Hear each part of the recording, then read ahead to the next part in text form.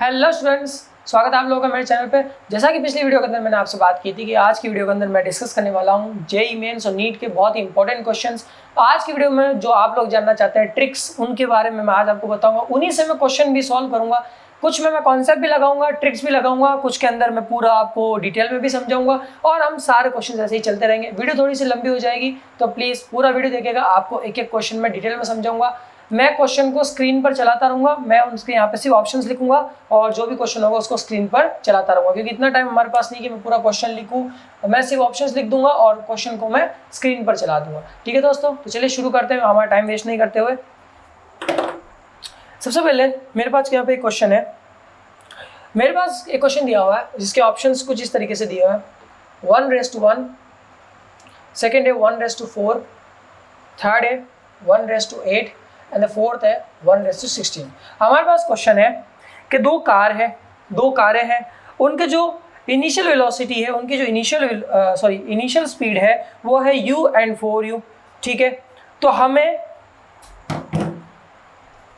दो कारें दी गई है, उनकी इनिशियल वेलोसिटी है u एंड 4u और हमें ये कहा गया है कि उन दो कारों पर जब ब्रेक लगाया जाता है तो वो कुछ दूरी पर जाकर रुकती है, कुछ डिस्टेंस पर जाकर रुकेंगी। ठीक है, तो उनके डिस्टेंस का रेशियो हमें फाइंड करना है कि वो किन डिस्टेंस के रेशियो पर जाके रुकेगी। तो चलिए शुरू करते हैं। एक हमारे पास कार है, मान लेते हैं कार ए। मैं इस क्वेश्चन को आपको दो तरीके से समझाऊंगा। एक तो अभी कॉन्सेप्ट से समझा रहा हूँ, फिर आपको मैं एक छोटी सी ट्रिक बताऊंगा जिसकी मदद से आप फटाफट भी कर लोगे। कार ए, कार बी हम मान लेते हैं कार ए की इनिशियल स्पीड कितनी है, u दी हुई है, और कार बी की इनिशियल स्पीड कितनी है, 4u दी हुई है। चलिए, इसका जो डिस्टेंस होगा रुकने का वो s1 होगा, इसका कितना होगा s2 होगा, यही चीज होगी। चलिए शुरू करते हैं। अच्छा, कॉन्सेप्ट के हिसाब से मैं आपको समझाता हूँ। हमेशा एक चीज ध्यान रखिएगा आप लोग कि जब कभी भी हमारी कार रुकती है, यानी जब कार में ब्रेक लगाया जाता है तो ब्रेक लगाने से पहले कार की एक स्पीड होती है। तो जो ब्रेक लगाने से पहले कार की जो भी स्पीड होगी उसको हम इनिशियल स्पीड ही मानेंगे या फिर इनिशियल वेलोसिटी मानेंगे, जैसा कि आपको क्वेश्चन के अकॉर्डिंग दे रखा होगा। तो आप हमेशा ध्यान रखिएगा, ब्रेक लगाने से पहले कार की जो भी स्पीड होगी वो हमेशा इनिशियल वेलोसिटी या इनिशियल स्पीड मानी जाएगी, यानी यू माना जाएगा। ब्रेक लगाने के बाद ऑब्वियसली थोड़ी डिस्टेंस वो ट्रेवल करेगी कार, तो वो डिस्टेंस एस हो जाती है। और जहां पर कार रुकेगी वहां वेलोसिटी यानी कि फाइनल वेलोसिटी यानी कि जो फाइनल स्पीड होगी वो कितनी हो जाएगी, हमारी जीरो हो जाएगी। ऑब्वियस सी बात है, जब कार रुक जाएगी तो स्पीड कितनी हो जाएगी, जीरो हो जाएगी। इसलिए हमेशा ध्यान रखिएगा, ये ब्रेक वाले जो क्वेश्चन होते हैं ना, ब्रेक वाले क्वेश्चन, उनमें हमेशा आपको इनिशियल वेलोसिटी दे रखी होती है, तो इस चीज का आप जरा ध्यान रखिएगा। ठीक है, तो चलिए आपके सामने ये चीज दे रखी है। और एक चीज और, जो हमेशा जो एक्सेलरेशन लगता है ना, यानी त्वरण लगता है ना, वो नेगेटिव होता है। त्वरण नेगेटिव मतलब उल्टी डायरेक्शन में। क्यों? क्योंकि हमारी गाड़ी ऐसे जा रही होती है, ब्रेक लगने से वो गाड़ी क्या होती है, रुकने लग जाती है। रुकने लगने से उस पर जो एक्सेलरेशन होता है वो माइनस ही लगता है। इस चीज का आपको ध्यान रखना है बस, उसके अलावा आपको कुछ ध्यान नहीं रखना। तो चलिए क्वेश्चन में शुरू करते हैं। अब मैं कार ए के लिए स्पीड निकालता हूँ। मैं इक्वेशन नंबर 3 लेता हूँ मोशन की। इक्वेशन नंबर 3 क्या है, v² = u² + 2as। v अभी हमने कहा ऑब्वियसली क्या होगा, जीरो होगा, क्योंकि हमारी कार रुक जाएगी। यहाँ पर भी v कितना होगा, जीरो होगा। चलिए v जीरो हो गया। u तो हमारे पास u ही दे रखा है। चलिए 2, मैंने अभी कहा जब कार रुकती है तो एक्सेलरेशन नेगेटिव होता है, तो माइनस का a हो गया, क्योंकि हमें कुछ दे नहीं रखी वैल्यू, इसलिए हम इसको a को माइनस का a ले रहे हैं। और s1 हमें निकालनी। चलिए इसको हम उधर लेके जाए तो आता है 2s1 = u², नीचे भेजा s1 = u² / 2a। ठीक है, हमारे पास s1 की वैल्यू आ गई। हमसे दोनों ही कार की जो डिस्टेंस ट्रैवल की, दोनों कारों ने जो डिस्टेंस ट्रैवल की रुकने के बाद में, हमें उनका रेशियो पूछा है। तो चलिए s2 निकाल लेते हैं। सबसे पहले s2 के लिए भी मैं यही इक्वेशन लगाऊंगा, सेम थिंग सेम, बस u चेंज हो जाएगा मेरे पास। यहाँ जीरो, यहाँ कितना आ जाएगा, 4u का होल स्क्वायर माइनस 2as, 2 इसको इधर भेजा, देन 2as2 = 16u²। 2a को नीचे भेजेंगे, then 16u² / 2a। Okay, equation number 2। Sorry, अब हमसे रेशियो पूछा है, ऑब्वियसली बात, रेशियो पूछा। रेशियो का मतलब क्या होता है, s1 और s2। चलिए s1 / s2, कार ए और कार बी का हमें रेशियो पूछा है, तो कार ए कार बी का हमने रेशियो s1 / s2। तो s1 हमारे पास कितना है, u² / 2a, और S2 कितना आया 16 u square upon 2a, u square से u स्क्वायर गया, 2a से 2a गया, हमारे पास 1 बचा कितना 1 अपॉन 16, यानी कि रेशियो कितना है 1 और 16, यानी इसका आंसर कितना आएगा 4th। तो ये तो भाई मैंने कॉन्सेप्ट से किया, ये तो मैंने किससे किया कॉन्सेप्ट से किया। आप ट्रिक से करना चाहते हैं, चलिए ट्रिक बता देते हैं आपको ट्रिक भी बता देते हैं। जब भी पहले थोड़ा देख लीजिए, मैं तब तक यहाँ से थोड़ा साफ कर लेता हूँ। जब कभी भी आपको कोई ऐसा क्वेश्चन दिया हो जिस कार के ब्रेक लगने वाले में, सबसे आसान ट्रिक बता देता हूँ। जब भी कार का ब्रेक लगने वाला कभी क्वेश्चन आया ना आपके पास में, कार का ब्रेक लगने वाला, और उसमें आपसे ये पूछे आपको इनिशियल वेलोसिटी यानी कि इनिशियल स्पीड दे रखी हो, जैसे कि मुझे कार ए के लिए दे रखी है u, कार बी के लिए दे रखी है 4u, आपको दे रखी हो और आपसे डिस्टेंस के बारे में पूछे, तो आपको सिंपल सा एक फॉर्मूला अप्लाई करना है, बहुत अच्छा आता है। u1 का स्क्वायर अपॉन u2 का स्क्वायर इक्वल्स टू s1 का s1 अपॉन s2। आपको ये फॉर्मूला अप्लाई करना है। u1 मतलब वही जो पहली वेलोसिटी हमारी कार के लिए दे रखी है, वो कितना आ गया हमारी, चलिए निकाल लेते हैं। आपको ये फॉर्मूला अप्लाई करना है। s और s2 का मतलब डिस्टेंस हो गया, u1 और u2 का मतलब तो हमारी वेलोसिटी हो गई, ये तो ऑब्वियसली बात होगी ना। चलिए ट्रिक्स, अभी ट्रिक से सॉल्व करते हैं, आंसर वही आएगा। u1 का स्क्वायर कितना u और u2 कितना हमारे पास 4u। हमें रेशियो पूछा है, u1 का स्क्वायर कितना हो जाएगा u स्क्वायर, ये कितना हो जाएगा 16u स्क्वायर अपॉन s1 और s2, u स्क्वायर से u स्क्वायर गया, s1 अपॉन s2 मेरे पास कितना आया 1/16, और इसी के रेशियो को तो हमने किया है। आ गया आंसर, निकाला, ट्रिक से भी आया कॉन्सेप्ट से भी आया। लेकिन जैसा कि मैं आपको हमेशा कहता हूँ, कॉन्सेप्ट बहुत ज़रूरी चीज़ होती है। तो अगर कॉन्सेप्ट आपको नहीं आते हैं तो यार इतनी सारी वीडियोस बना दी है रिलेटिव मोशन के ऊपर, जाओ और देखो, मज़ा आएगा। और अभी तो बहुत सारे क्वेश्चन बाकी पड़े हैं। चलिए, ये तो पहला क्वेश्चन हुआ हमारा। वीडियो थोड़ी सी लंबी हो जाएगी यार, तो प्लीज़ पेशेंस बनाए रखें, सब्र का फल मीठा होता है। ओके, चलिए भाई, एक डिट्टो ऐसा कैसा क्वेश्चन आ चुका हमारे पास में, डिट्टो ऐसा कैसा क्वेश्चन। उसमें क्या लिखा हुआ हमारे पास में, हमारे पास उसमें लिखा हुआ है एक त्वरण 50 किलोमीटर पर आवर की चाल से चलती हुई कार ब्रेक लगाने पर 6 मीटर दूर रुकती है। यदि कार 100 किलोमीटर प्रति घंटा की चाल से गतिमान है तो ब्रेक लगने पर कितनी दूर रुकेगी। यानी कि हमारे पास दो तरीके की वेलोसिटी दी हुई है।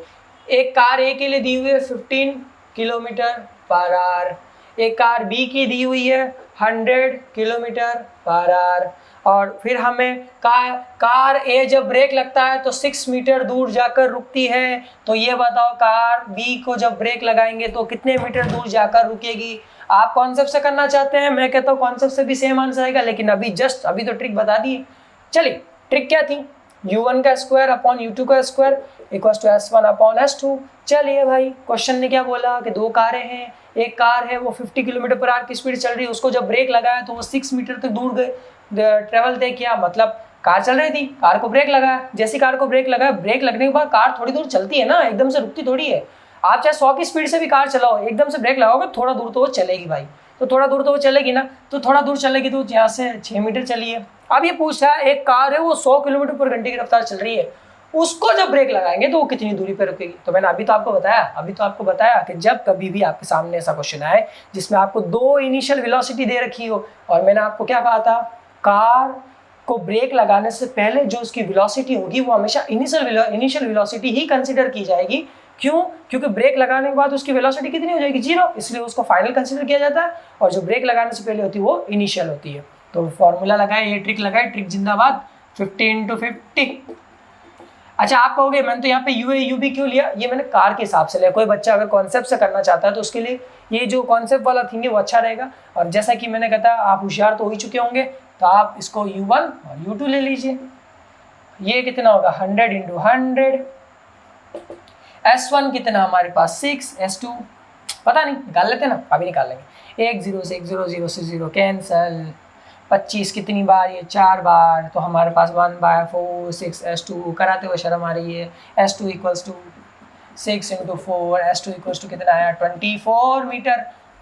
ठीक है, और हमारे पास जो 4 ऑप्शन दिए हैं ना, हमारे पास जो सॉरी मैंने ऑप्शन लिखना भूल गया, ऑप्शन है हमारे 12 मीटर, बी हमारे पास दिया हुआ 18 मीटर, सी हमारे पास दिया हुआ 24 मीटर एंड डी हमारे पास दिया हुआ 6 मीटर। तो यार हमारी जो S2 कार है वो कहाँ तक चलेगी, 24 मीटर तक, 24 मीटर तक, 24 मीटर तक चलेगी। समझ में आया आपको? देखा कितना इंटरेस्टिंग क्वेश्चन था, फटाफट ट्रिक से हो गया यार। चलो ये तो समझ में आ गया, ये था सेकंड क्वेश्चन। अब डिस्कस करते हैं थर्ड क्वेश्चन। क्वेश्चंस काफ़ी सारे हैं मेरे, मैं चाहता हूँ इसकी मैं एक ही वीडियो के अंदर तो मैं सब नहीं बता पाऊंगा, लेकिन जहाँ तक मुझे पता है इस वीडियो के अंदर मैं मोस्टली बहुत सारे क्वेश्चंस को कवर कर दूंगा, ठीक है। और मैं अगली कुछ वीडियोस और भी बनाऊंगा जिसमें मैं डिफरेंट टाइप ऑफ क्वेश्चंस आपके सामने डिस्कस करूंगा। चलिए मैं अभी आपके सामने कह देता हूँ, नेक्स्ट वीडियो होगी आपके ग्राफिकल क्वेश्चंस के ऊपर। जितने आपके ग्राफ टाइप के रिलेटिव मोशन के क्वेश्चन आते हैं ना, हम अगली वीडियो में वो डिस्कस करेंगे। तो यार सब्सक्राइब कर लेना, लाइक कर लेना और शेयर करना तो भूलो ही मत, ठीक है। चलिए अब हमारे पास एक बहुत अच्छा क्वेश्चन दिया, जिसके अंदर हमारा एक ऑप्शन दिया हुआ 3t alpha square plus beta square है। सेकंड है हमारा, ये मैं जो आपको क्वेश्चन करा रहा हूँ ना, ये ऑल इंडिया AIEEE के अंदर 2003 में आ चुका है ये क्वेश्चन। हाँ, मैं साथ साथ में वो लिखता भी जाऊँगा कि ये से कौन से ईयर के क्वेश्चन है, ये आपको पता चलता जाएगा। और अगर आप मुझसे कोई पर्सनली कुछ क्वेश्चन पूछना चाहते हैं तो आप मुझे इंस्टाग्राम पे कमेंट कर सकते हैं, या फिर आप मेरे कमेंट में भी मुझे लिख सकते हैं कि यार प्लीज़ मुझे आप ये बता दीजिए। जब भी आपका मैं मैसेज देखूंगा थोड़े टाइम में आपको रिप्लाई मिल जाएगा विद आंसर, ठीक है। सो प्लीज़ थोड़ा पेशेंस बनाए रखिएगा। तो चलिए क्वेश्चन हमें क्या कह रहा है कि किसी समय t पर किसी गतिमान कण का निर्देशांक x = at³ है और y = bt³ है। समय t पर कण की चाल ज्ञात कीजिए। हमें बताना है कि भाई एक कोऑर्डिनेट सिस्टम है, एक कोऑर्डिनेट सिस्टम दिया गया है। उस कोऑर्डिनेट सिस्टम में x एक्सिस पर हमें वैल्यू दी गई है, x एक्सिस पर हमें वैल्यू दी गई है x = α t³ और y एक्सिस पर हमें वैल्यू दी गई है बीटा t³। हमारे पास दो वैल्यूज दी गई है, एक x एक्सिस पे दी गई है, एक y एक्सिस पे दी गई है। और हमसे ये कहा गया है कि हम t टाइम पर इसकी स्पीड फाइंड करें, t टाइम पर हम स्पीड को फाइंड करें, t टाइम पर हम स्पीड को क्या करें, फाइंड करें। तो चलिए हाँ, t टाइम पर हमें एक पार्टिकल दिया हुआ उसकी स्पीड को फाइंड करना है। तो चलिए करेंगे कैसे। आप अगर ध्यान से देखो तो ये एक वेक्टर बन गया। आप इसके बीच वाला एक लाइन खींच दीजिए, इसमें बीच में लाइन खींचेंगे तो यहाँ पर देखिए वेक्टर का डिस्ट्रीब्यूशन हो जाएगा। वेक्टर का डिस्ट्रीब्यूशन हो जाता है, ये तो हो गया अल्फा t³, ये हमारे पास कितना हो गया बीटा t³। अगर ज़रा इसको ध्यान से देखें तो ये पाइथागोरस लग रही है यहाँ पे, तो मैं इसको c मान लेता हूँ, ठीक है। और इस पॉइंट को मान लेता हूँ a, ये एक्सिस कितनी है x और ये एक्सिस कितनी है y। चलिए शुरू करें। आपको समझ में आ रहा है मैंने क्या करा है? मैंने कहा उसने दो क्वेश्चंस बोले, उसने बोला दो कोऑर्डिनेट्स आपको दिए हैं, x पर दिया अल्फा t³, y पर दिया बीटा t³। मतलब कोऑर्डिनेट दिया, जाहिर सी बात है कोऑर्डिनेट तो ग्राफ के ही होते हैं ना, ग्राफ के होते हैं ना। तो मैंने कोऑर्डिनेट सिस्टम बना दिया, कार्टेशियन फॉर्म में इसको बना दिया। मैंने अपना वेक्टर वाला मेथड लगाया, मैंने यहाँ पे एक रिजल्टेंट बनाया और ऐसे एक खींच दिया। इसको कहते हैं वेक्टर डिस्ट्रीब्यूशन। अगर आपको पता नहीं वेक्टर डिस्ट्रीब्यूशन किसे कहते हैं, यार मैंने वेक्टर्स पे भी वीडियोस बनाई है, जाकर चेक कीजिए, आपको पता चल जाएगा। तो मेरे पास ये दी गई है, ऑब्वियसली दिया गया। चलिए शुरू करते हैं। तो आप मैं क्या करूँगा, फॉर्मूला लगाऊंगा किसका, पाइथागोरस का। पीजीटी लगाते हैं, पाइथागोरस लगाएंगे तो हम क्या देख रहे हैं कि OC का स्क्वायर = OA का स्क्वायर प्लस AC का स्क्वायर। OC हमें पता नहीं, OA हमारे पास कितना है भाई, चलिए देखते हैं साहब। OA कितना है हमारे पास अल्फा t³ यानी इसका स्क्वायर, और AC कितना है सर बीटा t³ यानी इसका स्क्वायर। देन क्या करेंगे, OC स्क्वायर = स्क्वायर खोला तो alpha square t⁻6 beta square t⁻6। Then total हम इसको क्या लेंगे, कॉमन लेते तो हमारे पास कितना आएगा 6, t⁻6 कॉमन आ रहा है हमारे पास में, t⁻6 कॉमन आ रहा है। तो OC स्क्वायर = t⁻6 को कॉमन लिया तो पीछे क्या बच रहा है alpha square plus beta square. इसको उधर भेजते हैं रूट को, तो ये क्या बन जाएगा t⁻3 √ alpha square plus beta square. अब आप लोग ये कहेंगे, देखिए आंसर तो ये रहा थर्ड। क्या ये आंसर है, मुझे बताइए क्या ये आंसर है? नहीं, ये आंसर नहीं है। इस चीज को आप समझ लीजिएगा। सॉरी यहाँ पर स्क्वायर, ओके, ये आंसर नहीं है, इस चीज को समझ लीजिएगा। आपको ध्यान रखना है, आपने यहाँ पर रिजल्टेंट वैल्यू निकाला है, इसका मतलब ये नहीं कि आपका ये आंसर है। ओके यहाँ पर सॉरी टी क्यूब है, मैं थोड़ा गलती कर रहा हूँ ऑप्शंस लिखने में, थोड़ा मिस्टेक हो गया मुझसे। तो आपको ये ध्यान रखना है, आपको अगर ये मिल जाए तो आप ऐसा ना करें कि आप फटाफट में जाकर ये चीज़ क्या कर दें, टिक कर दें, ना ना ना, आपको ध्यान रखना, आपको क्वेश्चन वापस पढ़ना है। क्वेश्चन ने कहा है टी टाइम पर बताइए, टी टाइम पर बताइए, यानी विद रिस्पेक्ट टू टी बताइए। तो विद रिस्पेक्ट टू टी बताइए, मान लीजिए मैंने इसको आर ले लिया, आर ले लिया, क्या ले लिया, आर ले लिया, यानी आर की वैल्यू मेरे पास कितनी आई, alpha square plus beta square root alpha square plus beta square. ये मैंने रिजल्टेंट निकाला अभी यार, मैंने वैल्यू नहीं निकाली, मुझे टी टाइम पर चाहिए, यानी विद रिस्पेक्ट टू टी चाहिए। तो जब विद रिस्पेक्ट टू टी चाहिए तो मुझे इसको डिराइव करना पड़ेगा, मुझे इसको डिराइव करना पड़ेगा। अब मैं आपको यहाँ पे एक मजेदार चीज बताने वाला हूँ, मैं आपको एक मजेदार चीज बताने वाला हूँ। पहले इसको डिराइव कर ले, कितना आएगा 3t square root alpha square plus beta square, क्योंकि बाकी वाली वैल्यू तो जीरो हो जाएगी। तो हमारे पास यहाँ पर वैल्यू कितनी है, अच्छा चले एक बात बताइए, ये जो रिजल्टेंट यहाँ पर मैंने निकाला है, ये इसकी एक डिस्टेंस नहीं हो गई? अगर मैं एज अ सपोज करूँ, मान लेते हैं ये इसकी एक डिस्टेंस हो गई, तो यार स्पीड का फॉर्मूला ही क्या होता है, डिस्टेंस अपॉन टाइम।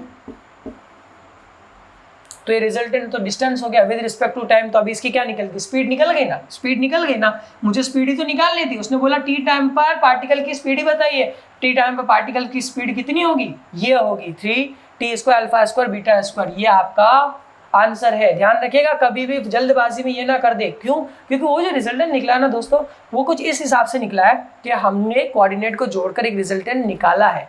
हमने टी के रेस्पेक्ट में कभी भी बोला हमें स्पीड फाइंड करनी, क्वेश्चन में लिखा हुआ स्पीड को फाइंड कीजिए, हमने सिर्फ एक रिजल्टेंट निकाला है, हमने स्पीड नहीं निकाली। स्पीड कब निकलेगी, जब आप टी के रेस्पेक्ट में इसका क्या करेंगे, डेरिवेटिव करेंगे।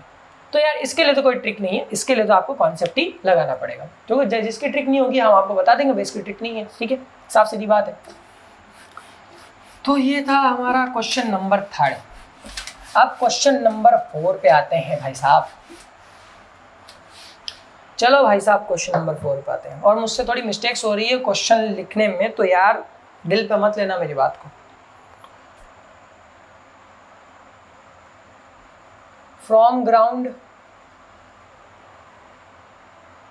h/9, from ground 7h/9, from ground 8h/9 and from ground 17h/80 metre. चलो हमसे पूछा है, हमसे कहा है, मैं आपको हिंदी में पढ़ के बता रहा हूँ, नीचे इंग्लिश में भी लिखा हुआ है, कोई टेंशन मत लीजिए। कोई गेंद किसी h मीटर ऊंचाई की मीनार की चोटी से गिराई जाती है, वह भूमि तक पहुंचने में t सेकंड का समय लेती है, ठीक है।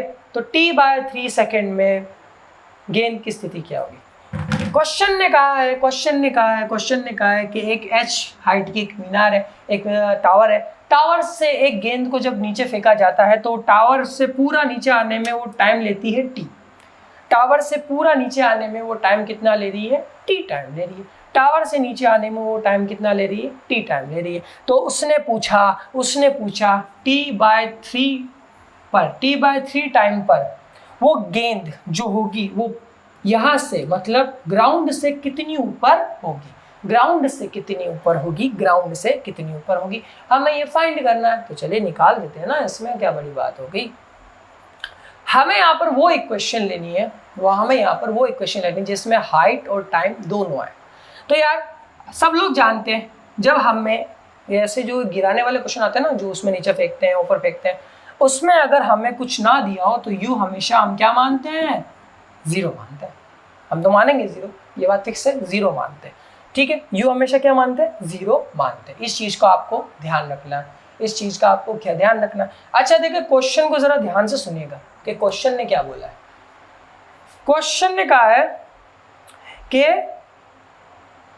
चोटी से गिराई जा रही है, मतलब नीचे फेंकी जा रही है। तो नीचे फेंकी जाती है ना, तो जी हमेशा क्या लगता है, पॉजिटिव लगता है। नीचे की तरफ जी क्या लगेगा, पॉजिटिव लगेगा। तो मुझे एक ऐसी इक्वेशन देखनी जिसके अंदर टी भी आए, यू भी आए और जी भी आए। कौन सी इक्वेशन होगी वो हमारी होती है मोशन की सेकंड इक्वेशन, और अगर वो होती है s = ut + ½ gt²। अब यहाँ पर मुझे h हाइट दे रखी, तो मैं यहाँ पे उसको h ले लेता हूँ। अभी मैं t टाइम की बात कर रहा हूँ, मैं अभी बात कर रहा हूँ t टाइम की। किसकी बात कर रहा हूँ मैं अभी बात कर रहा हूँ t टाइम की। तो t टाइम में मेरे पास पूरी हाइट है, कितनी h है, ठीक है, मैं कैपिटल H कंसीडर कर लेता हूँ ताकि आपको डाउट ना रहे। t टाइम पे मेरे पास h हाइट है, u हमारा 0 दिया हुआ। मैंने आपको बोला ना, जब तक आपको क्वेश्चन में ये ना दिया जाए कि उसने इतनी वेग से फेंका है, इतनी वेलोसिटी से ऊपर फेंका है, तब तक आप वेग को यानी वेलोसिटी को सिर्फ कितना कंसीडर करोगे, 0 कंसीडर करोगे। अगर आपको कुछ नहीं दे रखा तो आप वेलोसिटी ऑलवेज कंसीडर क्या करोगे, जो इनिशियल वेलोसिटी की उसको 0 कंसीडर किया जाएगा। चलिए, तो उसने जैसे ऐसे ना बॉल है, उसको ऐसे फेंका, तो इनिशियल वेलोसिटी तो 0 होगी, इनिशियल वेलोसिटी 0 हो गई। अब वो नीचे गिर रहा है, तो इनिशियल वेलोसिटी 0 होगी, टाइम कितना, t टाइम से गिर रहा है। क्यों? क्योंकि अभी हम निकाल रहे हैं पूरी हाइट के लिए, कि जब हमने पार्टिकल को गेंद को फेंका और गेंद यहाँ तक पहुँच गई, कितने टाइम में, t टाइम में, तो 0 हो गया। 1/2 g हमारा पॉजिटिव लगता है, t का स्क्वायर लगाया, h इक्वल्स टू हमारे पास 1/2 gt स्क्वायर, 1/2 gt स्क्वायर। चलिए, मैं यहाँ पर 2h और g को नीचे भेज दिया, तो हमारे पास आंसर है t स्क्वायर। हमारे पास t स्क्वायर ये टाइम है। चलो, अब ये तो हमने निकाले t टाइम के लिए, अब हम निकालते हैं t/3 टाइम के लिए। तो मान लेते हैं t/3 टाइम के लिए, मान लेते हैं अगर यहाँ पे है, तो इसके लिए मैं हाइट को h डैश लिख लेता हूँ कि t टाइम पर हमारे पास यहाँ पे, क्योंकि पूरी हाइट तो कवर होगी t टाइम में, t/3 यानी उसके 1/3 टाइम के अंदर कोई यहाँ पर कहीं पर होगी वो, तो यहाँ पर कहीं पर होगी, तो वापस यही क्वेश्चन लेंगे, h डैश लगाया, u तो ऑलवेज 0 ही है, तो 1/2 g, t कितना हमारे पास 3, t/3 इसका स्क्वायर किया, then h dash equals to 1/2 g, t का स्क्वायर अपॉन 9, t स्क्वायर की वैल्यू हमारे पास दे रखी है, चलिए निकाल लेते हैं, 1/2 g इंटू 1/9, t स्क्वायर की जगह 2h अपॉन g। अगर देखिए, सॉरी ये g है, ठीक है, g से g हमारा कैंसिल, 2 से 2 हमारा कैंसिल, हमारे पास h डैश की एक वैल्यू आई है h/9, h/9।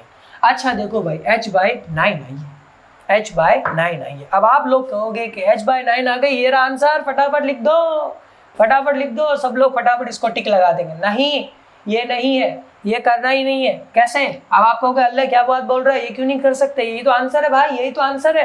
अरे ये आंसर नहीं है मेरे दोस्तों। पूरे टावर की हाइट कितनी थी, h थी, पूरे टावर की हाइट कितनी थी, h थी, पहुंचने में कितना टाइम लगा, t टाइम लगा। तो एक बात बताओ, t/3 टाइम, देखो पूरा टाइम तो t लग रहा है, t/3 t से कम टाइम है ना, तो t/3 t से कम टाइम में कहीं यहाँ पे होगा, और आपने अभी क्वेश्चन से पूछा तो t/3 यहाँ पे कहीं पे होगा, तो यहाँ पर यानी कि h/9 पर ये इतनी हाइट h/9 होगी।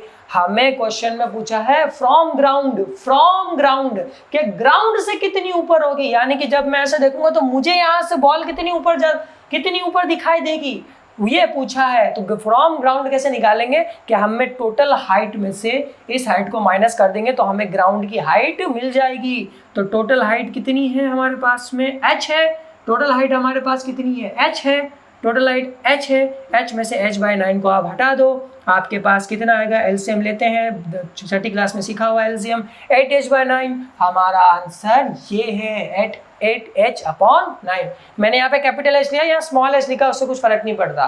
तो क्वेश्चन तो ये था भाई साहब, मजा आ गया, फटाफट सॉल्व भी होगा विद कॉन्सेप्ट।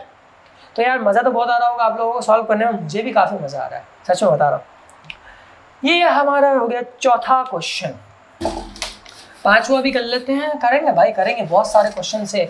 मैं रिलेटिव मोशन को अभी एंड नहीं करने वाला हूँ, क्योंकि रिलेटिव मोशन में इतने सारे क्वेश्चन हैं और बच्चों को इतने डाउट आते हैं ना जिसकी कोई हद नहीं है।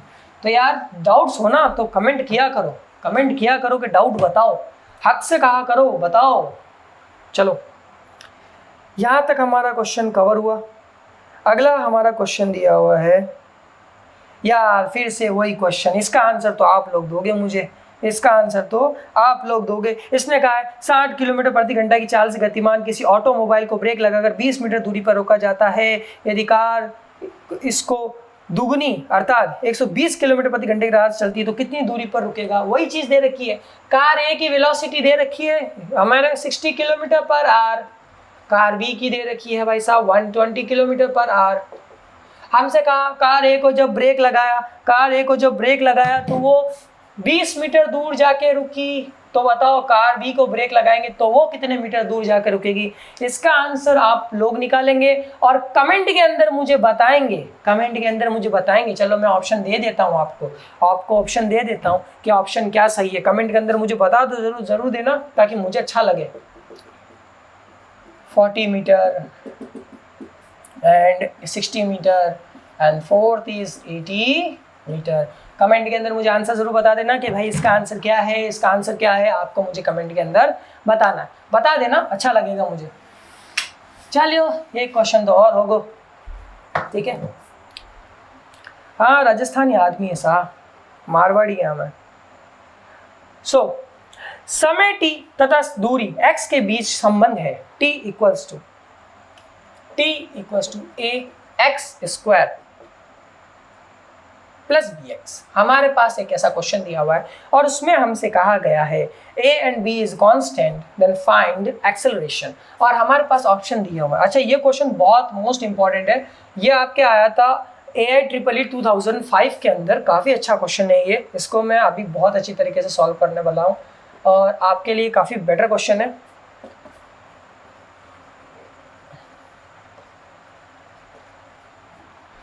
हाँ भाई चलो भाई साहब, बहुत मेहनत करनी पड़ती है।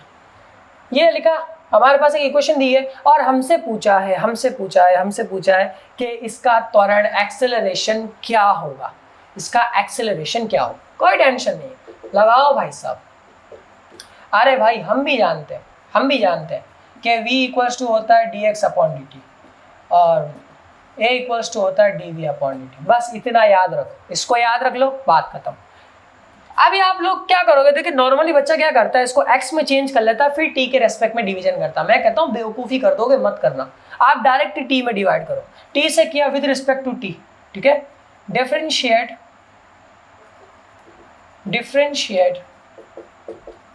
विद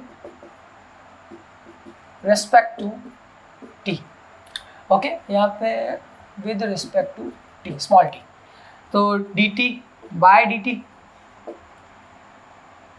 dy dt a, इसको किया तो 2 है x dx upon dt plus b dx upon dt। इसकी वैल्यू कितनी है, v है, इसकी तो वह 1 हो गई। यहाँ कितना हो जाएगा 2xv प्लस bv। अच्छा यहाँ से आप x की वैल्यू निकाल सकते हैं आराम से, देखिए कैसे निकालेंगे। मैं इसमें से कॉमन लेता हूँ, सॉरी x की नहीं, v की वैल्यू, v को कॉमन ले लेते हैं तो हमारे पास बचता है 2ax प्लस b। इसको इधर भेज देते तो हमारे पास v की एक वैल्यू आ जाती है 2ax प्लस b, ओके। लेकिन मेरा आंसर तो अभी भी नहीं आया। क्यों नहीं आया? क्योंकि मुझे एक्सेलरेशन फाइंड करना है। तो मैं अब इस इक्वेशन में, इस वाली इक्वेशन में, इसको इक्वेशन नंबर 1 मान लेते हैं, इसमें वापस डिवाइड करूंगा किसके, t के रेस्पेक्ट में। वापस t के रेस्पेक्ट में किया तो d1 अपॉन dt। आप लोग ये बात तो अच्छी तरीके से जानते होंगे, कि इसको मैं ऐसा लिखूं D square x upon d T square, तो ये भी a के बराबर होता है, एक्सेलरेशन के बराबर होता है। आपको ये शायद पता होगा, नहीं पता होगा तो ध्यान रखिएगा, इसका जो डबल डेरिवेटिव होता है वो इसके इक्वल होता है। करा तो 2a। अब यहाँ x और v के अंदर हम जब करेंगे तो यहाँ uv का फॉर्मूला लगेगा। पहले केस में x को कांस्टेंट रखते हैं तो हमारे पास बचा कितना, dt dv अपॉन dt। फिर उसके केस में हम v को कांस्टेंट रखते हैं तो dx अपॉन dt, ये रखा, प्लस b के अंदर भी हम ये करेंगे तो b के अंदर dv अपॉन dt लिखेंगे। अच्छा यहाँ एक चीज ध्यान रखिएगा, a ऑलरेडी हमें दे रखा है और a और b जो है वो कांस्टेंट है, ठीक है। इसलिए a और b हमें दे रखा है तो मैं एक्सेलरेशन को a से नहीं लिखूंगा, मैं एक्सेलरेशन को कैपिटल A से लिखूंगा। किससे लिखूंगा, कैपिटल A से, ताकि आपको पता चले। अच्छा कैपिटल F से ना लिखिए, मेरी बात मानिए, तो आप यहाँ एक्सेलरेशन को F से लिख लीजिए, उससे ये होगा कि आप कंफ्यूज नहीं होंगे। कैपिटल A में आपके कंफ्यूज होने के भी चांस है। तो यार इसका तो वैल्यू कितना, 0। मैं यहाँ पर एक्सेलरेशन A को कंसीडर कर रहा हूँ F, ध्यान रखिएगा, बस इससे कुछ फर्क नहीं पड़ेगा। बस बात यह है कि हमारे पास ऑलरेडी इक्वेशन में A दे रखा है, हम कंफ्यूज ना हो जाए और हम कई ज़्यादा चीज़ों को कॉमन लेके फटाफट में आंसर गलत ना निकालें, इसलिए मैं F कंसीडर कर रहा हूँ। इसकी वैल्यू तो 0 होगी, ये हो गया 2 है। इसकी वैल्यू हम मान रहे हैं कैपिटल F ले लें। इसकी वैल्यू तो हम जानते हैं dx बाई dt कितना होता है, v होता है, तो v इंटू वी कितना हो गया, v स्क्वायर, प्लस इसकी वैल्यू भी कितनी, कैपिटल F। अच्छा ये 0 हो गया, अंदर मल्टीप्लाई करूँ मैं, अगर इसको मल्टीप्लाई करूँ 2ax capital F v square sorry 2AV² plus B capital F। मैं इस 2AV² को उठा के इधर भेज देता हूँ, तो ये माइनस का बन गया, माइनस का। इन दोनों में से मैंने F कॉमन लिया तो मेरे पास बचता है 2x प्लस B। इस 2x प्लस B की वैल्यू अभी अपन ने निकाली, कितनी होगी V। अच्छा, इसके अगर मैं 2x प्लस B की वैल्यू निकालना चाहूँ तो मैं इसको उधर भेज देता हूँ 2ax प्लस V।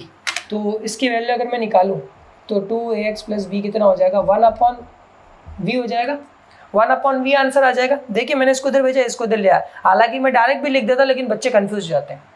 तो तो यहाँ कितना आएगा 2AV² upon F upon V, क्योंकि V इस V को इधर भेजा, देन हमारे पास आंसर कितना है 2a माइनस का 2AV3। हमारे पास आंसर कितना है, इक्वेशन नंबर थर्ड नंबर का हमारा आंसर आया। ये बहुत ही ज़्यादा इंपॉर्टेंट चीज़ है, हमने यहाँ पर अभी इतना ज़बरदस्त क्वेश्चन को सॉल्व किया। तो यार मैं थोड़ा पानी पी लेता हूँ, बहुत ज़्यादा प्यास लगने लगी, इतना बोलना पड़ रहा है। थोड़ा सा आप क्वेश्चन देखिए प्लीज़।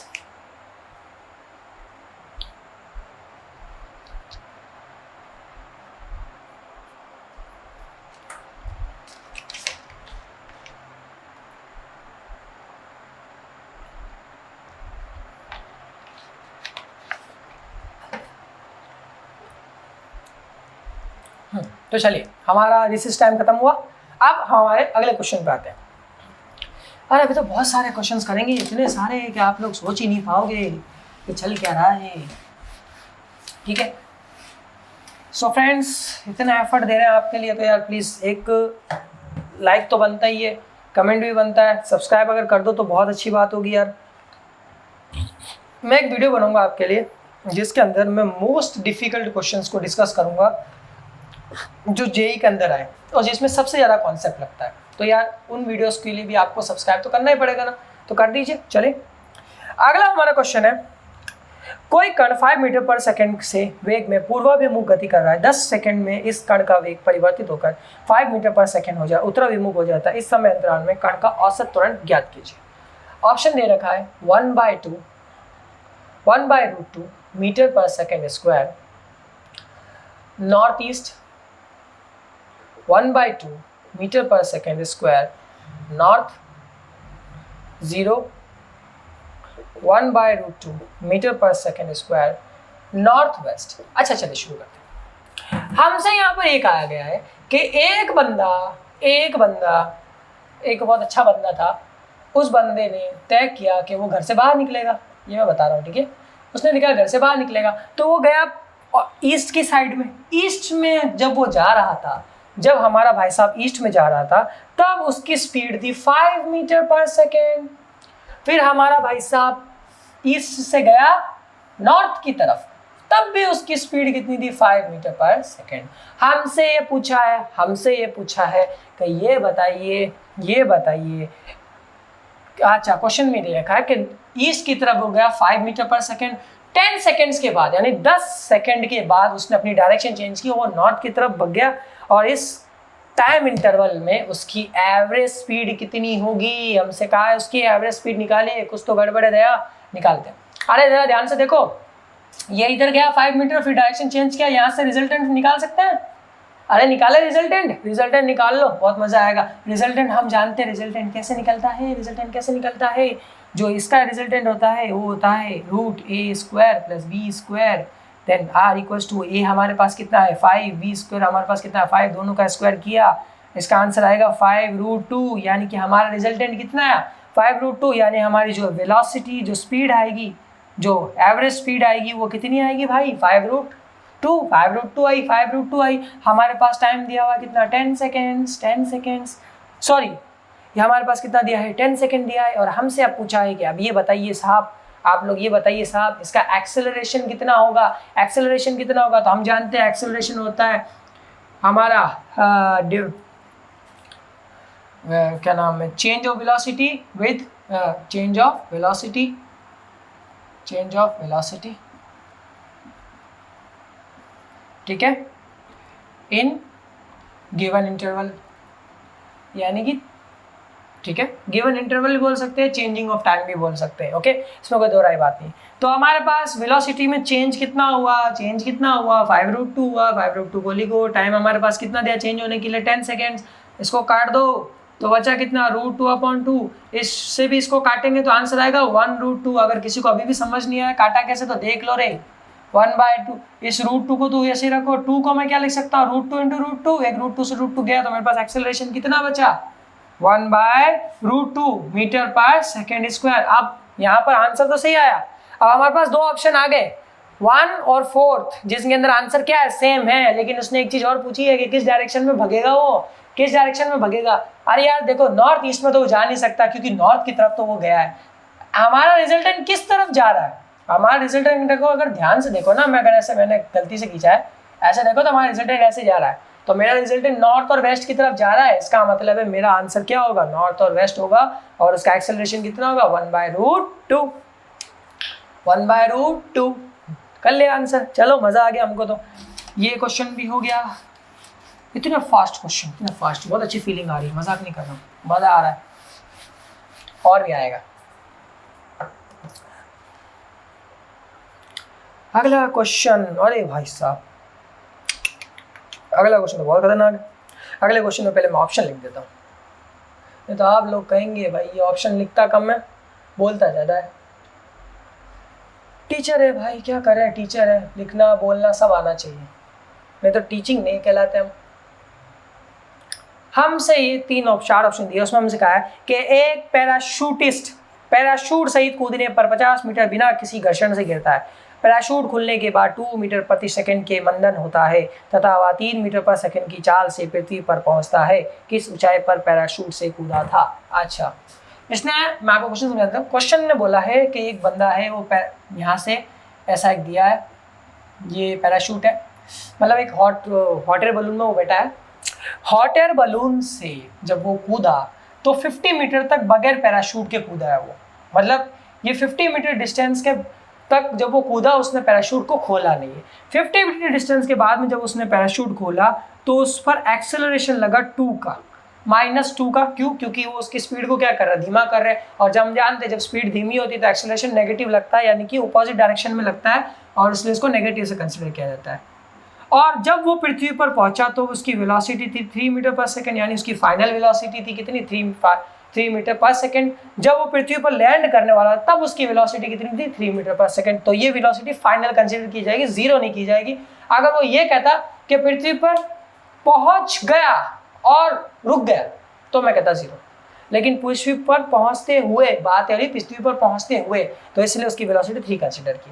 तो चलिए भाई, इतना सब कुछ देखो हमारा यहाँ तक का जो क्वेश्चन है ना, इस 50 मीटर डिस्टेंस तक का, ये थोड़ा अलग स्टाइल से सॉल्व होगा और ये अलग स्टाइल से सॉल्व होगा। अब आप कहोगे ये कैसा बात होगी, क्योंकि भाई लोगों थोड़ा ध्यान से सुनिएगा, ये जो मूवमेंट हो रहा है वो अंडर ग्रेविटी हो रहा है, ये जो मूवमेंट हो रहा है अंडर ग्रेविटी हो रहा है। लेकिन यहाँ पर जो मूवमेंट हो रहा है वो अंडर ग्रेविटी खत्म हो गया। क्यों खत्म हो गया? क्योंकि यहाँ पर एक्सेलरेशन लग गया ऊपर की तरफ, और वो भी कितना, 2 लग गया। इसका मतलब यहाँ पर जी नहीं लगेगा नीचे की तरफ, जो जी लग रहा है वो उसका कुछ काम नहीं, काम खत्म। इस डायरेक्शन यहाँ पर आने के बाद जैसे बंदा पैराशूट खोलेगा, जी का काम खत्म हो गया। जी का काम खत्म होते ही ये काम करना शुरू कर देगा। तो चलिए, मतलब यहाँ तक तो जी लग रहा है, यहाँ तक जी लग रहा है, और यहाँ तक के जी को हम क्या मानेंगे, 10 मानेंगे। ये तो हमारी आदत है ना। इनिशियल वेलोसिटी तो हम हमेशा 0 ही कंसीडर करते हैं, तो यू कितना होगा, 0। डिस्टेंस हमारे पास कितनी दी हुई, 50, तो हम क्या निकालेंगे, हम इक्वेशन लगाएंगे थर्ड, u = 2gs। v हमारे पास अभी कितना होगा पता नहीं, u हमारे पास जैसा कि माना 0, 2 × g कितना है, 10। s इतनी हाइट तक के लिए हो रहा है, यानी कि s हो गया, h हो गया, कितना हो गया 50, तो ये कितना आएगा 1000। तो v² हमारे पास कितना है, 1000। अच्छा भाई। अब जैसे यहाँ पर वो कार वाला मेथड अप्लाई करते हैं, तो जैसा कि मैंने क्या कहा था, कार को जब मैं ब्रेक लगाता हूँ ना, तो ब्रेक लगाने से पहले जो वेलोसिटी होती है वो इनिशियल वेलोसिटी कंसीडर की जाती है। ये बात तो मैंने आपको कही थी, ठीक है। मतलब जैसे ही मैं कार को ब्रेक लगाऊंगा उससे पहले उसकी जो भी वेलोसिटी थी वो इनिशियल वेलोसिटी कंसीडर की जाएगी। अभी यहाँ तक तो हमने ये जो निकाला ये फाइनल वेलोसिटी था, लेकिन मतलब यहाँ तक बंदा जब पहुंचेगा तब उसकी वेलोसिटी है v² = 1000। लेकिन जैसे उसने पैराशूट खोला, ये जो v है ना, ये u बन जाएगा। क्या बन जाएगा, u बन जाएगा, जैसे मैंने बोला था आपको। अच्छा यू क्यों बन गया? क्योंकि भाई ये ब्रेक लगने से पहले की वेलोसिटी है और ब्रेक लगने के बाद कितनी हो रही है 3, क्योंकि यहाँ तक जैसे बंदा पहुंचा 1000 था, अब जैसे पैराशूट खोला उसकी वेलोसिटी कम होना स्टार्ट हो जाएगी और कम होते होते कितनी हो गई 3 हो गई, इसलिए हमने इसको फाइनल वेलोसिटी कंसीडर करेंगे और इसको जो अभी हमने v स्क्वायर निकाला उसको इनिशियल वेलोसिटी कंसीडर करेंगे और ये तो हमारे पास -2 दिया हुआ ही है। तो अब हम क्या करेंगे? अच्छा हमसे क्वेश्चन में पूछा है कि कितने टोटल हाइट बताओ उसकी कूदने से लेकर, मतलब यहाँ तक तो 50 मीटर कूदा, उसके बाद वो जो नीचे तक पहुंचा है भाई साहब उसको भी जोड़ के बताओ वो कितनी ऊपर से कूदा है, तो चलिए निकाल देते हैं। फॉर्मूला वही लगाएंगे v square equals to u square plus 2as। v square तो हमारे पास वही है 3 का स्क्वायर, u स्क्वायर हमारे पास दिया हुआ 1000 प्लस 2, ये कितना लगेगा -2s, हमें पता नहीं, इस 1000 को इधर भेज दी, 2s को इधर भेज देते हैं और इसको इधर भेज देते हैं, तो 2 × 2 4, देन 4s इक्वल्स टू, या 4s को मैं कैपिटल लिख लेता हूँ, यहाँ लिखते हैं 1000, ये माइनस का कितना हो जाएगा 9 हो जाएगा, तो 4s इक्वल्स टू 991, 4 को नीचे कंसीडर भेजा, नीचे भेजा, आंसर आएगा 4, कट किया तो कितना आएगा 2 और हमारे पास आएगा 4 और हमारे पास आंसर आएगा 2 4 या 1 कैरी दिया 18, 2 की टेबल में 16 आता है, 3 बजा 31 कितनी बार, सॉरी थोड़ा मैथ्स में अगर गड़बड़ कर रहा हूँ, 2 बचेगा 21 कितना आएगा,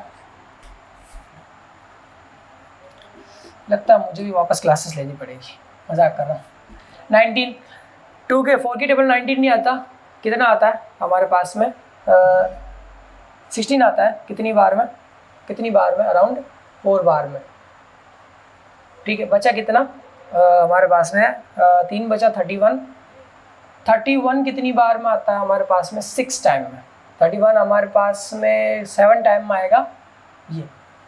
अच्छा सॉरी, मुझे लगता है यहाँ पर मैंने थोड़ी मिस्टेक की है, यहाँ पर हमें g को 10 कंसिडर ना करते हुए 9.8 कंसिडर करना पड़ेगा। क्यों करना पड़ेगा उसके पीछे एक रीज़न है, वो मैं अभी आपको लास्ट में बताऊंगा, ठीक है। 9.8 क्यों कंसिडर करना पड़ेगा, वैसे क्वेश्चन में तो दिया हुआ ही नहीं कि g को क्या कंसिडर करना है, ठीक है, क्वेश्चन में ये चीज़ नहीं दे रखी है, तो क्वेश्चन में ये नहीं दे रखा तो हम 10 कंसिडर करते हैं, लेकिन मैं यहाँ 9.8 कंसिडर करूंगा। ये मैं क्यों कर रहा हूँ, इसके पीछे एक रीज़न है जो मैं अभी आपको क्वेश्चन के लास्ट में बताऊंगा। और मैंने यहाँ जो गलती की वो आप भी कर सकते हो, तो इसलिए यहाँ पर ये गलती आपको नहीं करनी है। तो मैंने क्या गलती की वो मैं आपको बताता हूँ। So v square equals to, u तो हमारा 0, 2 × 9.8 × 50, वी स्क्वायर इक्वल्स टू 2 × या 9.8 का अगर मैं 0 हटा देता हूँ यहाँ से तो ये कितना हो जाएगा 98 × 5, तो वी स्क्वायर हमारे पास कितना हो जाएगा 9, कंसिडर कर हटा देते हैं इसको, कितना हो जाएगा 10 को 980, हमारे पास कितना आएगा 980, हमारे पास यहाँ पे आंसर आएगा। चलिए 980 हमारे पास आंसर आया, तो अब हमारा इनिशियल कितना होगा 980 होगा, यहाँ पर कितना होगा 980 होगा। सिंपल सा वापस फॉर्मूला लगाएंगे, v square equals to u square plus 2s, v तो हमारे पास कितना हो गया 3 का स्क्वायर कितना हो गया 9, u हमारे पास कितना हो गया 980 माइनस 2 × 2 कितना हो गया 4, और ये s, 4s को इधर भेजा, इसको इधर भेजते हैं, इसको इधर भेजे तो 980 माइनस 9, ठीक है, और इस 4 को मैं अभी यहीं रखता हूँ, s इक्वल्स टू कितना होगा 971, और इस 4 को नीचे भेजा, काटा, तो हमारे पास आंसर आएगा 2। 17 हमारे पास नहीं आता है, 16 आता है हमारे पास में, 17 नहीं आता, 16 आता है, कितनी बार में 4 बार में। बचा कितना 1, 11 नहीं आता, 8 आता है हमारे पास में, 8 आता है 2 टाइम्स में। बचा कितना 3 बचा, 0 लगाया तो कितना होगा 30, यानी कि 242.7 समथिंग आंसर आया। और ये यहाँ तक की हाइट है, मतलब यहाँ से पैराशूट खोलने के बाद में वो टोटल 242.7 तक पहुँचेगा, इतना वो डिस्टेंस और तय करेगा पैराशूट खोलने के बाद। हमसे टोटल हाइट पूछी है, तो मतलब हमें इस 242.7 और इस 50 को ऐड करना होगा, तो हमारे पास टोटल हाइट आ जाएगी कि कहाँ से वो कूदा था। टोटल हाइट कितनी आ जाएगी हमारे पास 292.7, लेकिन हमारे पास सारे राउंड फिगर में आंसर दिए, तो राउंड फिगर में तो हमारा आंसर किसके करीब है 293 के करीब है। अच्छा, अब आप पूछेंगे, मैं आपको वो चीज़ बताने वाला हूँ जो मैंने आपको अभी कहा था। मैंने यहाँ पर जब g बराबर 10 लिया तो मेरे पास आंसर आया 991। इसमें जब मैं 4 का डिवाइड कर रहा हूँ तो मेरे पास आ रहा है 2 और 4, 237 समथिंग, 247 आ रहा है, मतलब 247 के अराउंड आ रहा है, उसमें मैं 50 जोड़ूंगा तो मेरे पास आएगा 297 के अराउंड। तो यार ये फिगर बहुत बड़ा है, ये एग्जिस्ट ही नहीं करेगा, हमारे ऑप्शन में कहीं एग्जिस्ट नहीं करेगा, और आप क्वेश्चन में हो जाओगे कंफ्यूज, आप क्वेश्चन में हो जाओगे कंफ्यूज, आप कहोगे कि भाई ये तो ऑप्शन में ही कहीं एग्जिस्ट नहीं कर रहा, अब मैं क्या करूं। तो यार क्योंकि पॉइंट वाला मामला तो समझ में आता है ना कि राउंड फिगर करके 293 तक मैं ले आया, 3 नहीं तो है, इतना चलता है, लेकिन यार यहाँ पे तो बहुत डिफरेंस है, 4 मीटर का डिफरेंस आ रहा है, तो 4 मीटर के डिफरेंस में बच्चा हो जाता है कंफ्यूज। तो इसलिए जब कभी भी ऐसा क्वेश्चन में आपके पास ऐसा आंसर आए ना, तो वहाँ जी की वैल्यू को थोड़ा चेंज कर दीजिए। तो ये था हमारा क्वेश्चन कि जब वो बंदा पैराशूट से कूदा तो उसकी टोटल हाइट कितनी थी, ठीक है। और यहाँ मुझसे जो मिस्टेक हुई वो आप भी कर सकते हैं, तो सावधान रहें, सतर्क रहें और बने रहिए हमारे चैनल के साथ। मजाक कर रहा हूँ, साउदर्न इंडिया से नहीं हूँ मैं, ठीक है। अरे भाई बहुत टाइम हो गया यार। अब हमारे पास एक क्वेश्चन और दिया हुआ है, हमारे पास क्वेश्चन दिया ये आया है आपका v, आपके पास दे रखा है v equals to v naught plus g T plus F T square, आपके पास एक क्वेश्चन दिया हुआ है और आपके पास ऑप्शन है v naught equals to v naught plus 2g plus 3f, दूसरा आपके पास ऑप्शन दिया हुआ है v not g/2 plus f/3, तीसरा आपके पास ऑप्शन दिया हुआ है v naught plus g plus f, चौथा आपके पास ऑप्शन दिया हुआ है v naught plus g/2 plus f। हमसे क्वेश्चन दिया हुआ है कि हमारे पास एक वेलोसिटी की एक ऐसी इक्वेशन दी गई है और हमसे पूछा है कि ये जो वेलोसिटी की इक्वेशन है वो t बराबर 0 और x बराबर 0 पर है। तो हमसे ये पूछा है कि t बराबर 1 पर इसका डिस्प्लेसमेंट कितना होगा, t बराबर 1 पर इसका डिस्प्लेसमेंट कितना होगा। हमारे पास एक इक्वेशन दी है वेलोसिटी की, हमें कहा है कि ये जो इक्वेशन है वो है t बराबर 0 और x बराबर 0 पर, यानी कि टाइम भी 0 और डिस्प्लेसमेंट भी 0 है, तब हमारे पास वेलोसिटी कितनी है ये दी हुई है। और हमसे कहा है कि t बराबर 1 पर आप निकाले, डिस्प्लेसमेंट निकाले, अब भी निकाल देते हैं, चुटकियों का काम, ठीक है। वापस वेलोसिटी लिखेंगे और हम जानते हैं 10वीं क्लास की मैथ्स मजा आता है यार, क्या बात करो। वी नो दैट, अरे आपको आपका 10वीं क्लास याद दिला रहा हूँ कि ए v equals to d x upon d t, तो v की जगह dx अपॉन dt रख दो, रख दिया। बोलिए उस्ताद आगे क्या करना है हमें, आगे उस्ताद आपको ये करना है जो आपको अभी करना है, gt plus F T square, T उधर भेज देते हैं, टी को उधर भेज दिया उस्ताद, इंटीग्रेशन का साइन लगा दो, then V naught G T plus F T cube. अब integration F T square, integration तो सबको आता है, तो मैं इसका डायरेक्ट सॉल्यूशन लगा दूं, तो इसका इंटीग्रेशन तो x हो गया क्योंकि x डिस्प्लेसमेंट को डिनोट करता है। इसका एक डिस्प्लेसमेंट कितना होगा, इसका इंटीग्रेशन होगा vt, इसका होगा gt स्क्वायर बाय 2, इसका होगा एफ टी क्यूब बाय 3। हमें क्या कहा है t बराबर 1 पर, तो t बराबर 1 रख के देखिए आपका डिस्प्लेसमेंट कितना आएगा, v को यहाँ 1 रखा तो वैल्यू कितनी है v, यहाँ 1 रखा तो कितनी आया g/2, यहाँ 1 रखा तो वैल्यू कितनी आई f/3। t बराबर हमने क्या रखा है, हमने t बराबर 1 रखा है, समझ लेना इस चीज को। तो t बराबर 1 रखा तो हमारे पास डिस्प्लेसमेंट कितना है, ये कौन सा ऑप्शन है, कौन सा ऑप्शन है, सेकंड ऑप्शन है ये। तो सेकंड ऑप्शन है, तो सेकंड ऑप्शन पे हमने क्या लगाया, टिक लगा दिया और हमारा आंसर एकदम परफेक्ट आया। तो इसलिए हमने यहाँ पर फाइंड कर लिया है। चलो भाई उसको फाइंड कर लिया, ये मैंने आपको पहले इजी दिखाया, अब मैं आपको हार्ड वाला भी दिखाऊंगा। तो यार क्योंकि हार्ड वाला क्वेश्चन देखने से आपके दिमाग के तंतु हिल जाएंगे, इसलिए मैंने आपको पहले इजी दिखाया ताकि आपको हार्ट अटैक ना आए क्वेश्चन देख के। ओके, अरे भाई साहब वीडियो तो लंबी होती जा रही है भाई। वापस वही दिया है कि x बराबर 0 पर और t बराबर 0 पर आपको वेलोसिटी दी हुई root alpha x, v equals to root alpha x. तो कण का विस्थापन समय के साथ किस प्रकार परिवर्तित, हमसे ये पूछा है कि जो डिस्प्लेसमेंट होगा वो टाइम के साथ किस प्रकार चेंज होगा, किस हिसाब से चेंज होगा। उसमें ऑप्शंस हमारे पास है T square, T 1/2 and fourth answer is T cube. सो हमसे पूछा कि इन चारों में से डिस्प्लेसमेंट जो होगा, मैंने क्या हमारा जो x होगा वो किसके साथ चेंज होगा, किस हिसाब से चेंज होगा। टी स्क्वायर के हिसाब से, टी के हिसाब से, टी 1/2 या टी क्यूब। चलो बता देते हैं, अल्फा रूट एक्स हम भी जानते हैं, इसको हम D x upon d T लिख सकते हैं। इसको नीचे भेज देता हूँ, रूट एक्स यहाँ पे, इसका इंटीग्रेशन, टी को उधर भेजा, इसका इंटीग्रेशन। चलो इसका इंटीग्रेशन करते हैं, तो इसका इंटीग्रेशन मैं करूँगा तो एक्स की पावर -2 dx बन जाएगा, और यहाँ पर तो अल्फा टी हो गया। इंटीग्रेशन करते हैं तो इसका इंटीग्रेशन करते हैं तो भाई एक्स सब लोग ये जानते ही हैं कि इसका एक्सन का फॉर्मूला क्या होता है, x n equals to x n plus 1 upon n plus 1, यानी इसमें 1 n प्लस 1 करूँगा तो ये कितना आएगा, x हाफ ही आएगा, और इसका नीचे 1 प्लस 1 करूँगा तो 1/2 ही आएगा प्लस का, और ऊपर 2 चला जाएगा, तो इसका आंसर ये आएगा। इक्वल्स टू हमारे पास क्या आया, अल्फा टी आया। हमारे पास कितना अल्फा टी आया, अल्फा टी आया। अच्छा अब इसमें मज़ा आएगा आपको। मुझे एक बात बताइए, मुझसे किन दोनों के बीच में हमसे पूछा, हमें पूछा है डिफरेंशिएट, हम दोनों को रिलेशन किसके बीच में पूछता है, डिस्प्लेसमेंट के बीच में पूछा है और टाइम के बीच में पूछा है कि टाइम डिस्प्लेसमेंट के हिसाब से कितना बढ़ेगा, हमें ये पूछा है। तो चलिए बता देते हैं टाइम कैसे बढ़ेगा। तो मुझे सिर्फ यहाँ पर अभी डिस्प्लेसमेंट को रखना और टाइम को रखना, ये 2 और अल्फा को मैं हटा रहा हूँ क्योंकि ये कांस्टेंट हो गए, तो मैंने हटा दिए। तो अब मैं बोथ साइड अगर स्क्वायर करता हूँ, स्क्वायर बोथ साइड, तो कितना होगा, इसका तो ये हाफ हट जाएगा तो ये x बचेगा, ये कितना हो जाएगा टी स्क्वायर, यानी कि जो डिस्प्लेसमेंट है वो किस हिसाब से बढ़ रहा है, टी स्क्वायर के हिसाब से बढ़ रहा है। हमारा ऑप्शन नंबर 1 करेक्ट है।